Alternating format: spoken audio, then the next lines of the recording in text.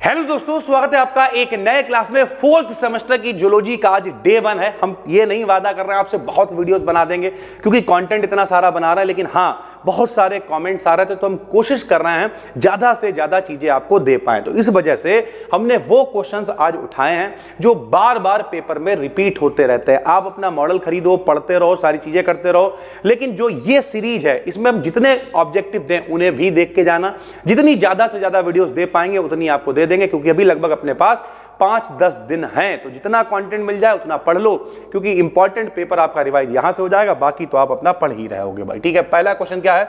Which enzyme is required to cut DNA at specific sites in genetic engineering? यानी जो DNA को काटने के लिए, हिंदी में आपने 12th में पढ़ा होगा, डीएनए पुनर्योगज तकनीक, काटने पीटने के लिए जो इस्तेमाल करते हैं उसे कहते हैं restriction endonuclease enzyme. Restriction endonuclease enzyme की सहायता से काटा पीटा जाता है डीएनए को। Which enzyme is required for c DNA synthesis? जो सी डीएनए सिंथेसिस होती है, सी डीएनए को बनाने के लिए किस एंजाइम का प्रयोग करते हैं? तो रिवर्स ट्रांसक्रिप्टेज का प्रयोग करते हैं सी डीएनए को बनाने के लिए। Who is known as the father of genetic engineering? बहुत इंपॉर्टेंट है। तो पॉल बर्ग जो हैं ये मेरे भाई जेनेटिक इंजीनियरिंग के फादर हैं। पीसीआर, पीसीआर जो है इसका पूरा नाम क्या होता है? बहुत इंपॉर्टेंट है, polymerase chain reaction. Polymerase chain reaction PCR का पूरा नाम होता है। Who invented PCR technique? PCR technique को किसने बताया, किसने खोजा भैया? तो कैरी मुलिस नाम था इनका। कैरी मुलिस ने पीसीआर टेक्निक के बारे में बताया। Branch of biology dealing with the genetic modification of organism is called? यानी वो कौन सी ब्रांच है जिसमें हम लोग जेनेटिक मॉडिफिकेशन के बारे में पढ़ते हैं, जीनों का मॉडिफिकेशन करते हैं, कुछ नया प्राप्त करते हैं, उसे हम लोग क्या कहते हैं? जेनेटिक इंजीनियरिंग कहते हैं। नाम ही पता चला, जीन से रिलेटेड इंजीनियरिंग जेनेटिक इंजीनियरिंग कहलाती है।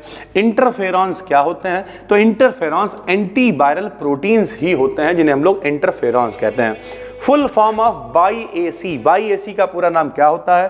तो ईस्ट आर्टिफिशियल क्रोमोसोम हम लोग बाईएसी को कहते हैं। फुल फॉर्म खूब पूछ ली जाती है भैया, क्योंकि कठिन होती है तो आदमी फंस जाता है, पता होना चाहिए भाई। ठीक। The term plasmid, 9th class से आप प्लाज्मिड्स पढ़ते आ रहे होगे, बहुत इंपॉर्टेंट है। The term plasmid was first introduced by, यानी जो प्लाज्मिड टर्म है वो सबसे पहले किसने इंट्रोड्यूस किया था? तो भैया जोशुआ लीडरबर्ग करके इनका नाम है। थोड़ा सा टेढ़ा मेढ़ा नाम होता है, लेकिन आप बायोलॉजी पढ़ रहे हो तो इतना तो आपको मैनेज करना पड़ेगा।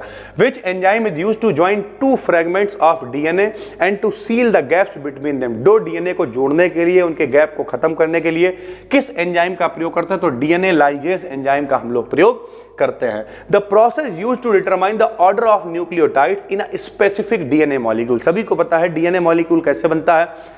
कई न्यूक्लियोटाइड्स को आपस में जोड़ते चले जाते हैं। पॉली न्यूक्लियोटाइड को ही डीएनए कह देते हैं या आरएनए कह देते हैं। तो भैया ये जो ऑर्डर है इसे पता करने के लिए जो प्रोसेस है उसे क्या कहते हैं? इसे डीएनए सीक्वेंसिंग हम लोग कहते हैं। DNA fingerprinting, most important question. DNA fingerprinting किसने डेवलप करी? तो एलेक्स जेफरे ने डीएनए फिंगरप्रिंटिंग के बारे में बताया था। आपने पढ़ रखा होगा 10th में भी 12th में भी। In recombinant DNA technology, DNA को इधर उधर रिकॉम्बिनेशन जो टेक्नोलॉजी है, the term c DNA is used for, काहे के लिए इस्तेमाल किया जाता है सी डीएनए? जो कॉम्प्लीमेंट्री डीएनए होता है। कॉम्प्लीमेंट्री क्या होता है कि भैया मतलब वो चीज जो हम इस्तेमाल कर सकते हैं अपनी सुविधा के हिसाब से कॉम्प्लीमेंट्री है, तो कॉम्प्लीमेंट्री डीएनए को ही हम लोग सी डीएनए कह देते हैं। The process of introduction of foreign DNA, किसी बाहर के डीएनए को भैया इनटू एन एनिमल सेल, किसी एनिमल की कोशिका में डालना क्या कहलाता है? तो ट्रांसफेक्शन कहलाता है। किसी बाहर के डीएनए को किसी जानवर की कोशिका में डालना ट्रांसफेक्शन कहलाता है। Micro injection is a method. Micro injection क्या मेथड है? तो injection a solution of DNA, DNA के सॉल्यूशन को into the nucleus of cell, किसी कोशिका में, वो जानवर की कोशिका हो जिसकी भी है, कोशिका के न्यूक्लियस में डालना क्या कहलाता है? माइक्रो इंजेक्शन कहलाता है। PUC19 क्या है? तो ये एक प्लाज्मिड वेक्टर होता है PUC19। ट्रांसजेनिक ऑर्गेनिज्म, जो ट्रांसजेनिक ऑर्गेनिज्म होते हैं, पढ़ रखा है सब 12th क्लास में। The organism modified by gene transfer technology, जो जीन को हम लोग मॉडिफाइड कर देते हैं उन ऑर्गेनिज्म को हम लोग ट्रांसजेनिक ऑर्गेनिज्म कहते हैं। A plasmid consisting of its own DNA, वो प्लाज्मिड जिसके पास अपना खुद का डीएनए है, with an inserted foreign DNA, जिसमें एक प्लाज्मिड है, खुद का डीएनए है और साथ साथ में उसमें बाहर से भी कोई डीएनए ऐड कर दिया है, उसे हम लोग क्या कहते हैं, तो उसे रिकॉम्बिनेंट प्लाज्मिड कहते हैं, क्योंकि उसका रिकॉम्बिनेशन हो चुका है बाहर का कुछ मिलाने से। The number of polypeptide chain, polypeptide chain देखो, इंसुलिन की बात करी जा रही है। इंसुलिन क्या है, प्रोटीन ही है भाई, ठीक है। तो इंसुलिन प्रोटीन के अंदर जो पॉलीपेप्टाइड चेन होती हैं वो कितनी होती हैं, तो 2 पाई जाती हैं polypeptide chain. The first licensed product produced using recombinant DNA technology व जो पहला लाइसेंस प्रोडक्ट बनाया गया जो रिकॉम्बिनेंट टेक्नोलॉजी उसे बना के जो नोन है वो इंसुलिन ही है भाई, ठीक है।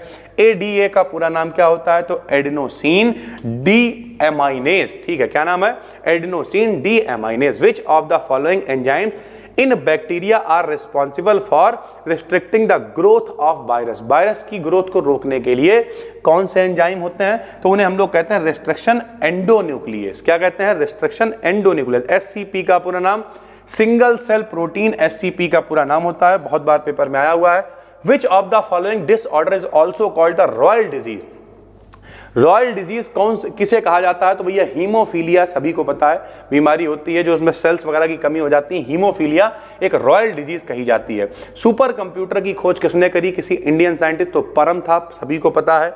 अ पीस ऑफ आइकन और image on a web page associated with another web page, देखा होगा कहीं पे हो, वहां पे अगर कोई लिंक दिखाई दे रहा हो जिससे क्लिक करके आप किसी दूसरे वेब पेज पे पहुंच जाओ तो उसे हाइपर लिंक कहते हैं। इसमें कंप्यूटर से रिलेटेड कुछ चीजें हैं भाई, और ये पेपर में आ जाती हैं, ठीक है, बहुत इंपॉर्टेंट है। सारे पेपर में आए हुए ही क्वेश्चन यहाँ पे हमने लगाए हैं।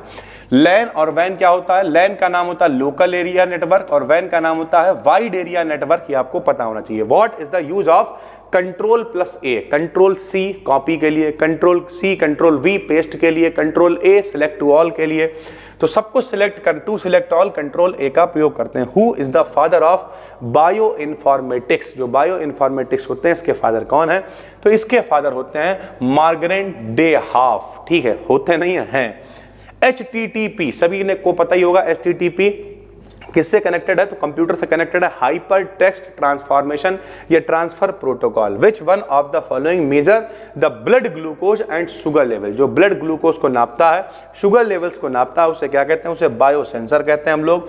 और micro injection is suitable for, जो माइक्रो इंजेक्शन है उसका क्या काम है, इंजेक्टिंग एन स्पर्म, स्पर्म को इस्तेमाल करेंगे काहे में डालने के लिए, ओवरीज से जो ओवम निकलता है into the ovum in IVF, जो आईवीएफ टेक्नोलॉजी आजकल चल रही है बच्चे वगैरह पैदा करने के लिए, तो जो ओवरीज से ओवम निकलता है उसमें भैया स्पर्म को इंजेक्ट करा जाता है और आगे का जो प्रोसेस है बच्चे वगैरह पैदा होने का वो चलता रहता है भैया, ठीक है। तो इस तरीके से ये अपना डे 1 है, बहुत इंपॉर्टेंट है मेरे भाई, मन लगा के इसे भी पढ़ो आप। ये पीडीएफ आपको बिल्कुल फ्री में टेलीग्राम पे अपना चैनल है BDKDN BSc, डिस्क्रिप्शन में लिंक भी डाल देंगे, वरना सर्च कर लेना, 75,000 के करीब लोग वहां पे जुड़े हुए हैं।